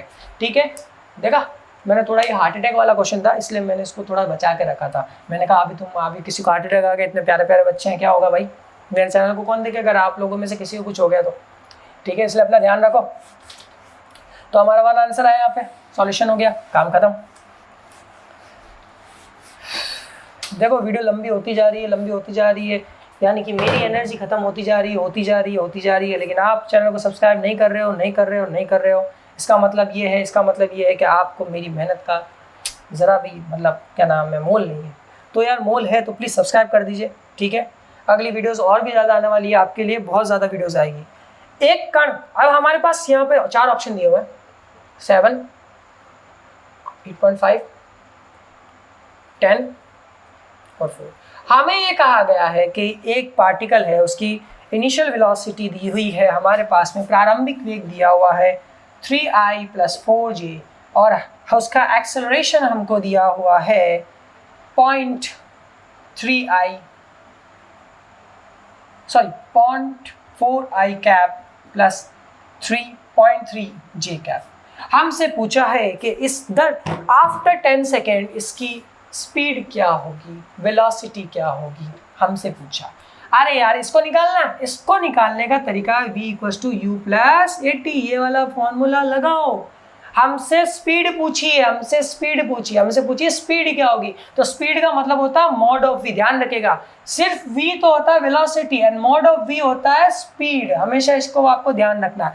यानी आपसे मॉड ऑफ v पूछा है तो मॉड ऑफ v कैसे निकालेंगे, तो v = रखते हैं u कितना हमारे पास 3i cap 4j cap + 10 × 0.3i cap + 4j cap, 10 को अंदर मल्टीप्लाई किया तो 3i कैप + 4j कैप हो गया कितना, 4i कैप + 3j कैप, सबको जोड़ा तो कितना आ गया, 7i कैप + 7j कैप। इसका मोड निकाल लेते हैं, तो मोड निकालोगे तो आप भी जानते हैं कि 7 का स्क्वायर + 7 का स्क्वायर आंसर आएगा 7√2 मीटर। तो इसका मतलब हमारा ऑप्शन नंबर 4 एकदम सही है। इस चीज़ का आपको ध्यान रखना है। आपको क्वेश्चन में स्पीड पूछी गई है और आप अगर ये वाला फॉर्मूला लगाओगे तो इसमें v एक्चुअल में वेलोसिटी होती है। क्या होती है, वेलोसिटी होती है। इसलिए आपको हमेशा एक चीज़ ध्यान रखना है कि इसको मोड में रखना है। आपको किस में रखना है, मोड में। मोड में रखोगे तो आपको पता चलेगा, मूड में नहीं रखना है, मोड में रखना है। ठीक है, ध्यान रखिएगा। चलो भाई, ये भी हो गया। Switch the marker. अब एक खतरनाक क्वेश्चन, एक खतरनाक क्वेश्चन, बहुत खतरनाक क्वेश्चन। ये आपका आया था 2011 में, बहुत अच्छा क्वेश्चन है मेरे हिसाब से। तो लिखा है 6.25 मीटर पर सेकेंड की चाल से गतिशील एक वस्तु के मंदन की दर इससे दी जाती है dv/dt -2.5 √v। तो इसकी ताक्षणिक चाल है, परंतु विराम अवस्था में आने में लगा समय। चलो 4 सेकेंड, 8 सेकेंड, 1 सेकेंड, 2 सेकेंड। अच्छा, क्वेश्चन में ये बोला है कि भाई एक कार है या कुछ भी है, मान लेते कोई चीज़ दे रखी है, उसका जो इनिशियल वेलोसिटी है वो 6 इतना है, ठीक है, हमारे पास इतना है, सॉरी हाँ v हमारे पास दे रखा है। एक्चुअल में ये हमारे पास जो दे रखा है वो v दे रखा है। क्या दे रखा है? v दे रखा है। और हमसे कहा गया है कि आपको इसकी मंदन की दर यानी डैम्पिंग दे रखी है, डैम्पिंग दे रखी है -2.5 रूट v। और हमसे पूछा है अगर जब इस पे ये डैम्पिंग लगता है, यानी जब इस पे ब्रेक लगता है, कुछ भी लगता है, तो ये जब रुक जाएगा ना, बिल्कुल जीरो पे आ जाएगा ना, जीरो पे आ जाएगा, तब जीरो पे आने में उसको कितना टाइम लगेगा। मान लीजिए जैसे कि मान लेते कार है वो इस स्पीड से चल रही है। अच्छा, यहाँ अगर आप v ना लेके u भी लेते तो कोई दिक्कत नहीं है, इसमें कोई फर्क नहीं पड़ेगा, लेकिन क्योंकि क्वेश्चन में v कंसीडर किया गया है इसलिए मैंने v लिया है। अगर आप में से कोई अभी आप लोग एक ही बात बोलोगे कि भाई तूने तो बोला था ब्रेक लगाने से पहले की वेलोसिटी तो इनिशियल होती है। अरे इनिशियल ही होती है भाई, लेकिन क्योंकि क्वेश्चन ने हमें इस हिसाब से दे दिया है तो हमने उसको v कंसीडर कर लिया। ओके, v कंसीडर कर लिया। अच्छा, इसमें यहाँ पर इंस्टेंटेनियस वेलोसिटी का एक वर्ड यूज किया गया है, यानी कि इंस्टेंटेनियस वेलोसिटी t बराबर 0 पे होती है, बात तो सब लोग जानते हैं। तो इसका मतलब ये dv/dt तो हमें दे रखा है कितना, 2.5 रूट v। हमारे पास ये आंसर दे रखा है। हमसे पूछा है टाइम निकालो, हमसे पूछा है टाइम निकालो, हमसे पूछा है टाइम निकालो कि टाइम कितना लगेगा। तो यार इसने हमसे टाइम पूछा है, इसने हमसे पूछा है टाइम, हमसे यहाँ पे पूछ लिया टाइम। अब हम टाइम कैसे निकालेंगे? आपको पता है टाइम कैसे निकाल सकते हैं? बता दो ना यार, किसी को पता हो तो। किसी को पता है क्या भाई? नहीं पता ना, चलो मैं बता देता हूँ। पहले इसका हम इंटीग्रेशन करेंगे, ये इंटीग्रेशन करेंगे ना, डी को इधर रखेंगे, रूट वी को इधर लेके आएंगे, -2.5 रूट वी, और dt को dt को इधर भेज देंगे, dt को इधर भेज देंगे। अच्छा, इस चीज़ को ज़रा सुनिएगा, मैं आपको इस क्वेश्चन का एक फेज़ और बता देता हूँ। यहाँ पर मैंने आपको एक चीज़ बताना भूल गया। जब ये रुक जाएगा, मतलब जब ये क्या नाम है, जब हम इस पे वेलोसिटी देंगे ना, जहाँ पर t बराबर कितना हो जाएगा 0, हम यहाँ पे दो वेलोसिटी निकालेंगे। जैसे एक्चुअल में हमें यहाँ पर एक कंसिडर नहीं है कि वेलोसिटी कौन सी, तो मैंने यहाँ पर इसको v कंसिडर किया। तो एक चीज़ तो आप सब लोग जानते हैं कि जब हम किसी चीज़ को स्टार्ट करते हैं तो t बराबर 0 पे भी उसकी कुछ वेलोसिटी होती है, t बराबर 0 पे भी उसकी कुछ वेलोसिटी निकाल ली जाती है। ये बात तो आप सब लोग जानते हैं कि t बराबर 0 पे भी उसकी कुछ ना कुछ वेलोसिटी होती है। ये बात तो हम लोग जानते हैं ना, हाँ हम लोग जानते हैं। और इसकी जो वेलोसिटी होगी वो t बराबर 0 पर पहले फाइंड आउट करेंगे। कैसे करेंगे देखिए, इसका भी हम निकालते हैं तो इसका आंसर आता है 2 रूट वी -2.5 dt। चलो 2 रूट वी -2.5 dt, इसका इंटीग्रेशन तो कितना आ जाएगा t प्लस सी। हमारा इंटीग्रेशन कितना आएगा, t प्लस सी आएगा। माइनस तो रहेगा ही, माइनस तो मैं हटा भी नहीं सकता, मैं चाहूँ तो भी नहीं हटा सकता। इंटीग्रेशन यहाँ पे किया, माइनस तो हटेगा नहीं, ये बात तो हम सब जानते हैं। चलो अब मैं t बराबर 0 पे निकाल रहा हूँ, t बराबर 0 पे मैंने बोला कि t बराबर 0 पे इसकी इनिशियल वेलोसिटी अभी मैं फाइंड कर रहा हूँ कि t बराबर 0 पे इसकी कोई वेलोसिटी रही होगी, तो t बराबर 0 पे निकाल लेते हैं। t बराबर 0 पे निकाल दे तो कितना होगा, 2 रूट वी इक्वल टू सी।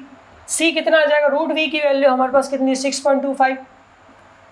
ये जो 6.25 होता है ना, एक्चुअल में इसको लिख सकते हैं 2.25, तो 2.5 सॉरी, तो 2.5 जो होता है सी से करा तो कितना है 5.0।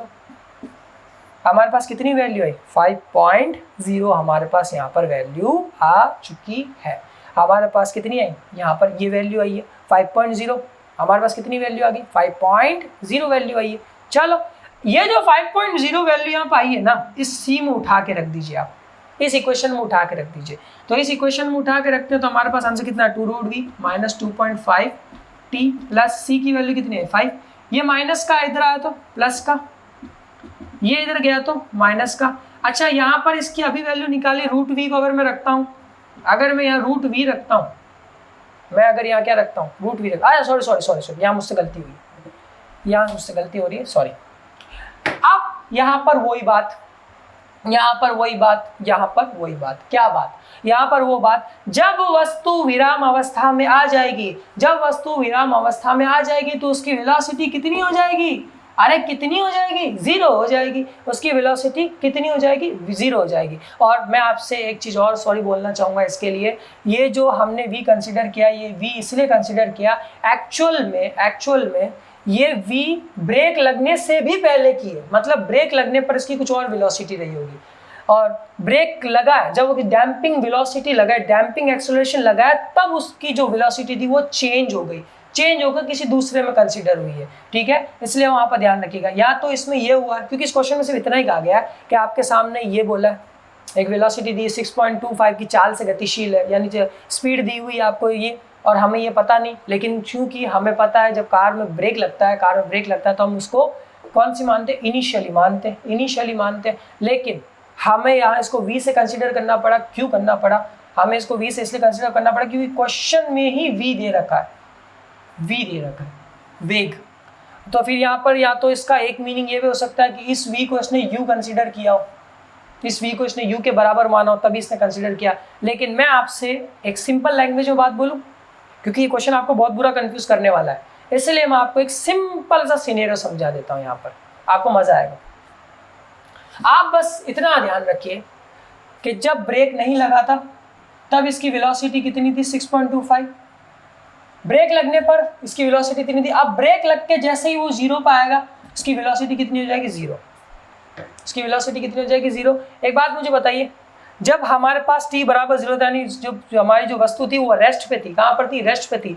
जब हमारी जो वस्तु रेस्ट पे थी तब उसमें c हमारे पास कितना? 5.0 समथिंग इतना ही आया, तो हमने मान लेते ये उस वक्त इतनी थी।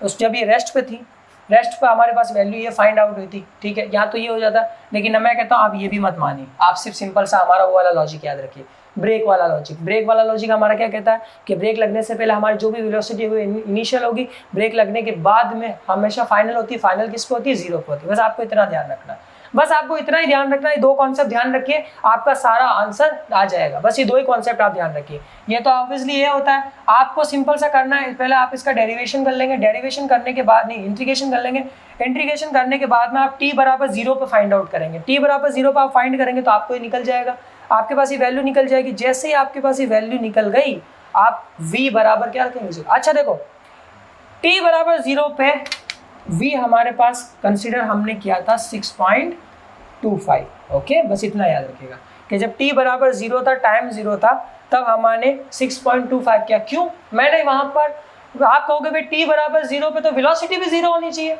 लेकिन नहीं, इसने टाइम वहाँ से करा है, इसने टाइम वहाँ से नापा है जहाँ से गाड़ी पर ब्रेक लगा है।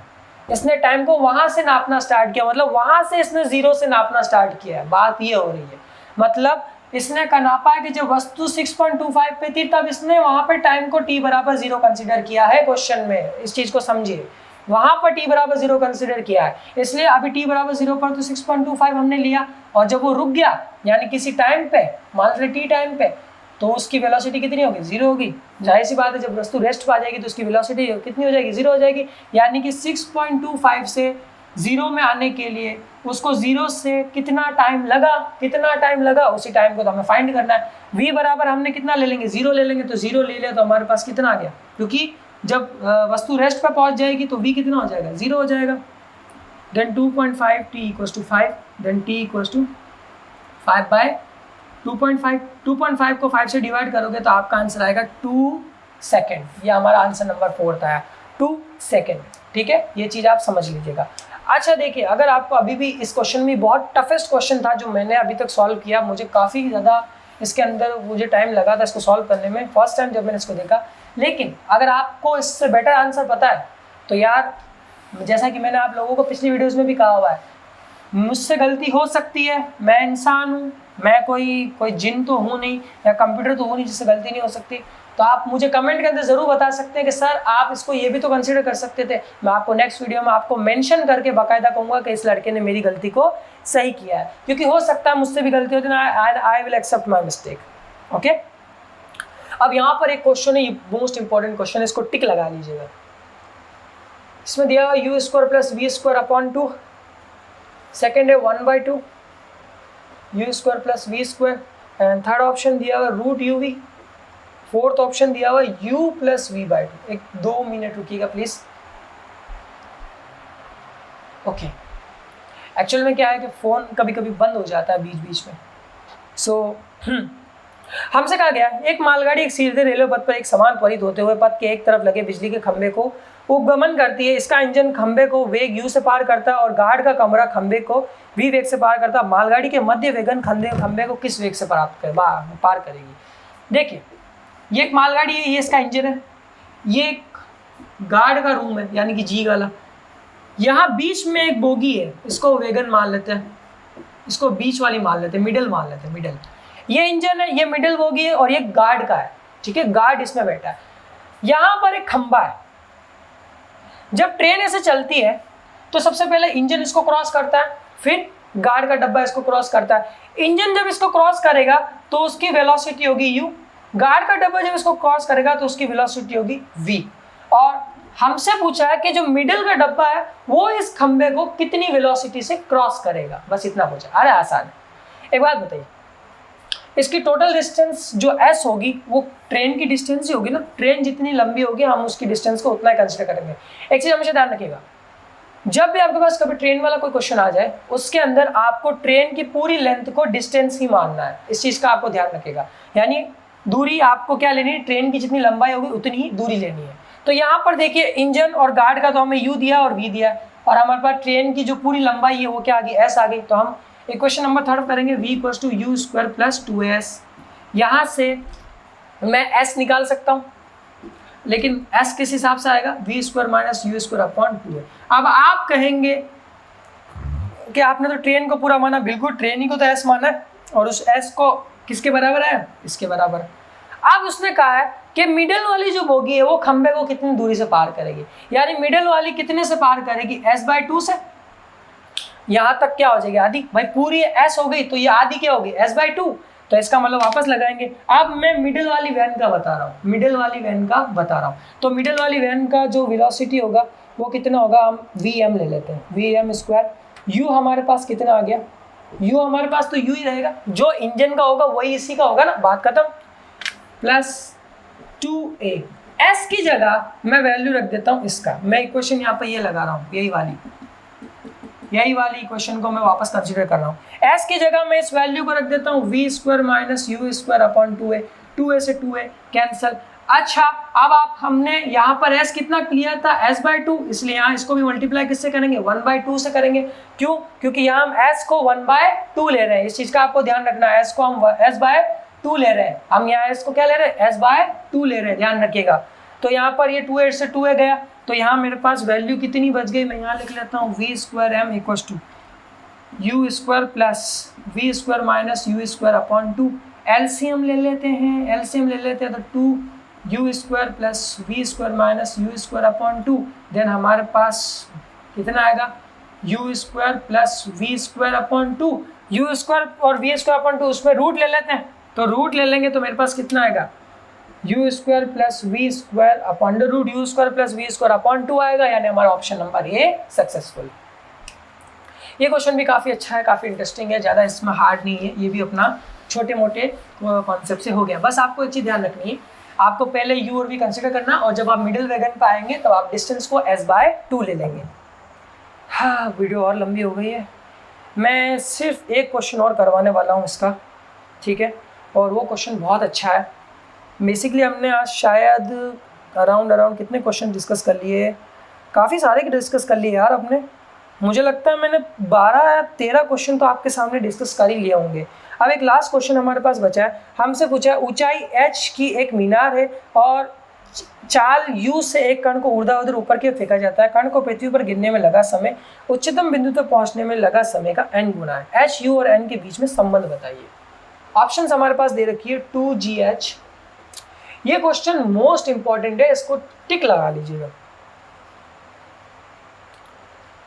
अब आप लोग कहोगे भाई तू तो हर क्वेश्चन को ही मोस्ट इंपॉर्टेंट बोलता, मैं तो कहता हूँ पूरा जेईई मोस्ट इंपॉर्टेंट है भाई। नसीब वाले होंगे दोस्तों, अगर आपका सिलेक्शन हो जाता है तो प्लीज़ मुझे कमेंट में ज़रूर बताइएगा कि यार तुम्हारा सिलेक्शन हो चुका है, मुझे भी खुशी होगी। जब कभी भी आपको ये वीडियो वापस देखने को मिले और आप जेईई क्लियर कर चुके हो तो कमेंट में तो बता दोगे मुझे कि यार हमारा सिलेक्शन हो गया। मैं ये नहीं कह रहा कि आप मुझे क्रेडिट देना, मैं सिर्फ इतना कह रहा हूँ कि आप प्लीज़ मुझे बताना जरूर कि आप में से किसी का सिलेक्शन अगर जेईई में हुआ है तो। क्वेश्चन क्या कह रहा है? क्वेश्चन कह रहा है टावर है जिसकी हाइट h, उस टावर से ऊपर की तरफ u वेलोसिटी से एक पार्टिकल को फेंका जाता है। अच्छा, ऊपर जब फेंका जाएगा पार्टिकल को, ऐसे ऊपर फेंका जाएगा तो वेलोसिटी तो हमारे पास u कंसीडर है, ऑलरेडी वेलोसिटी u है, ये हमने दे रखा है। मुझे एक बात बताइए, जब हम किसी चीज़ को ऊपर फेंकते हैं, जैसे देखिए मैं इसको ऊपर फेंकूंगा, ये वापस नीचे आया, ये वापस नीचे क्यों आया? जब मैंने इसको u वेलोसिटी से फेंका तो इसकी वेलोसिटी पे ग्रेविटी लगी, तो ग्रेविटी लगने से इसकी वेलोसिटी धीरे धीरे कम हो गई। जैसे इसकी वेलोसिटी ऊपर जीरो यानी फाइनल वेलोसिटी जीरो, ये कहाँ गया? नीचे आ गया। ये कहाँ आ गया? नीचे आ गया। ठीक है, तो अब मैं सबसे पहले इसकी फाइनल वेलोसिटी को फाइंड करूंगा, सॉरी इनिशियल वेलोसिटी से फाइंड करूंगा। और हमसे क्वेश्चन में कहा गया है कि जो ये यहाँ तक गया, ये यहाँ तक गया, यहाँ तक जाने में इसको t टाइम लगा है, मतलब इसको इतना ऊपर उड़ने में t टाइम लगा है।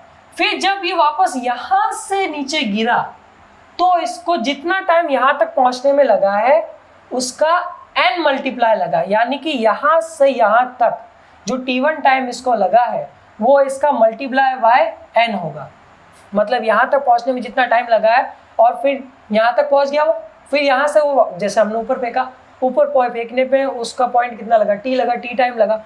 फिर वो ऊपर जैसे उसकी वेलोसिटी जीरो होगी वो नीचे आएगा, वो जैसे ही नीचे आएगा यहाँ से ऐसे ऐसे ऐसे ऐसे ऐसे, जैसे यहाँ तक नीचे आएगा उसको एक और टाइम लगेगा, कितना? t1।